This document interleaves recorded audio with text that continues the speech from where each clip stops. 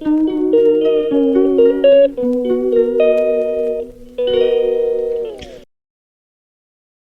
সবাইকে অনেক অনেক স্বাগত। আশা করি তোমরা ভালো আছো, আর আমিও মোটামুটি ভালোই আছি। তো কালকে যে শোকেসটা আমি গোছাচ্ছিলাম না, শোকেসটা পুরোটা গোছানো কমপ্লিট হয়নি। আর আমি তোমাদের একটা জিনিস দেখাবো, এবং আমি তোমাদের বলে রেখেছিলাম যে আমি কী কী বই পড়েছি তার একটা লিস্ট আমি দেব। মানে ওইখানে থাকতে আমি অনেক বড় হয়েছি, এবং তার থেকে আমি অনেক শিক্ষা গ্রহণ করেছি না, যেগুলো সত্যি আমার এখনকার যে স্ট্রাগেল, এই স্ট্রাগেলে আমার কাজে লাগবে এবং লাগছে। তো চলো আজকে একটা সুন্দর দিন শুরু করা যাক তোমাদের সঙ্গে, সুন্দর মুহূর্তের সঙ্গে।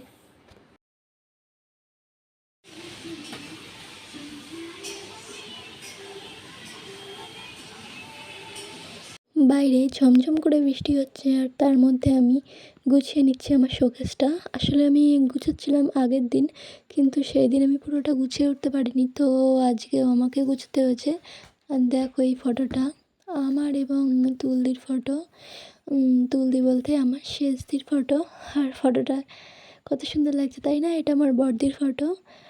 আর এই ফটোটা আমরা দীঘাতে গিয়ে তুলেছিলাম, সমুদ্রের ওখানটায় মানে সামনে দাঁড়িয়ে। তো দেখো সব কিছু কেমন এলোমেলো হয়ে রয়েছে। এটাও দীঘার ফটো। বলো তো কেমন লাগছে ফটোটা? সুন্দর লাগছে তাই না? হ্যাঁ হ্যাঁ, ফটোটা সত্যিই মানে দারুণ। আর লেমিনেশন করে রেখেছিলাম, অনেক বছর আগের ফটো, প্রায় 4 বছর 5 বছর তো হবেই। আর এখানটায় দেখো আমার পুরো ফটো সারিবদ্ধভাবে আছে।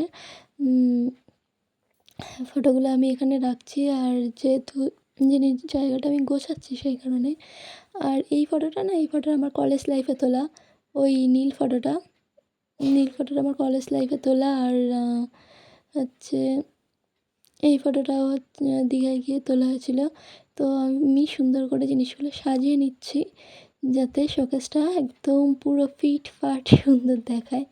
তো কালকে যারা যারা দেখেছিলে আমার ব্লগ আগের দিন, তারা বুঝতে পারবে যে বইগুলো আমি সুন্দর করে গুছিয়ে নিয়েছি। আর ফটোগুলোও গোছানোর ছিল, তাই ফটোগুলো গুছিয়ে নিচ্ছি। এটা আমার মানু আর মামাই, দেখো দিদির ছেলে আর দিদির মেয়ে, ওরা 1 বছর অন্তর হয়েছে, তাই পুরো দুজনের বয়সই প্রায় সেম সেম। দেখো কত সুন্দর লাগছে না, কি কিউট লাগছে ওদেরকে। এই ফটোটাও অনেক দিনের, প্রায় 15 প্রায় 17 বছর আগের ফটো ওই ফটো দুটো। তো দেখো কত সুন্দর রয়েছে এখনও। সত্যি কি দারুণ তাই না? মানে 15 বছর 17 বছর আগের স্মৃতি মাথায় চলে। এই ফটোটা রাখার আর জায়গা নেই, কোথায় রাখি এই ফটোটা?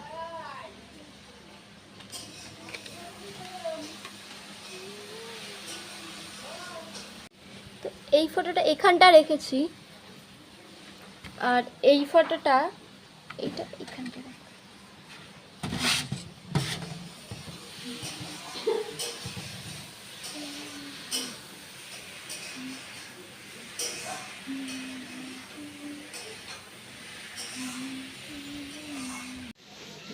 এটা আমি তুলে দিছিলাম দীঘা। হ্যাঁ হ্যাঁ, এটা সে মোহনায়। হ্যাঁ, দীঘার মোহনায় তোলা ফটো। মোহনায় যায়নি সেকেন্ড বার তো মানে এ করতে করতে কেটে গেল, জীবন শেষ। এই পুতুলটা আমার মনে আছে, আমি যখন ক্লাস 12-এ পড়তাম তখন কেনা, মনে আছে? ওই ঢোলটা শান্তিনিকেতনে। হ্যাঁ, খুব ভালো লেগেছিল। এবার ঢোলটা দেখি, ঢোলটা এমনি সুন্দর, ভালো জায়গা, বেশ নিরিবিলি। আমার পান্নার পুজোর শপিং হয়ে গেল, বাক্স বাক্স জামা। আমার পান্নার কটা জামা দেখি তোমার পার্টনার? একটা, দুটো, ও দেখছি, তিনটে, চারটে, পাঁচটা। ওয়াও,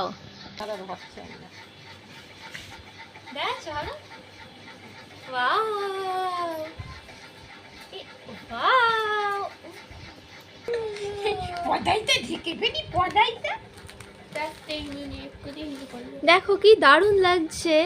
আর সিটের কোয়ালিটিটা এত সুন্দর, তোমরা বুঝতে পারছো কি না জানি না, মানে দারুণ লাগছে, দারুণ। এগুলো সব আমার বাবার কালেকশন, আমার বাবা সব কালেকশন করে রেখে গিয়েছিল। তো দেখো কেমন লাগছে, অসম্ভব সুন্দর লাগছে। এবং এইটা তো দেখো সো কিউট না, ওয়াও।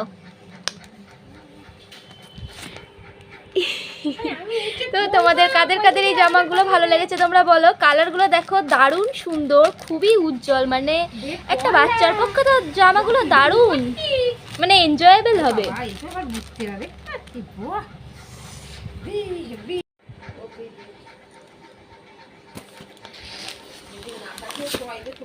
দেখো কালেকশনগুলো,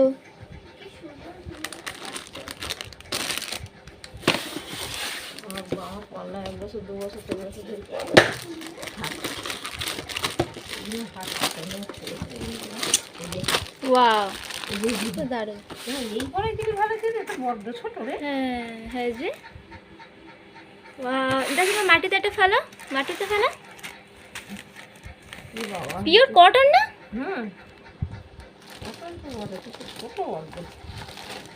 তো তোমরা দেখো পুরো পিওর কটন, মানে এত সুন্দর লাগছে না।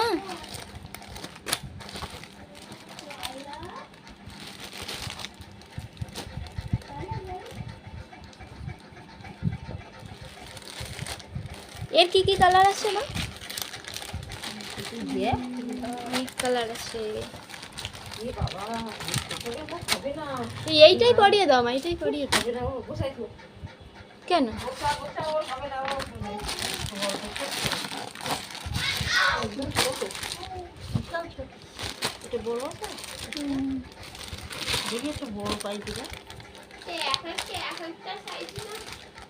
হবে হবে হবে বলতে একটু টাইটই হবে,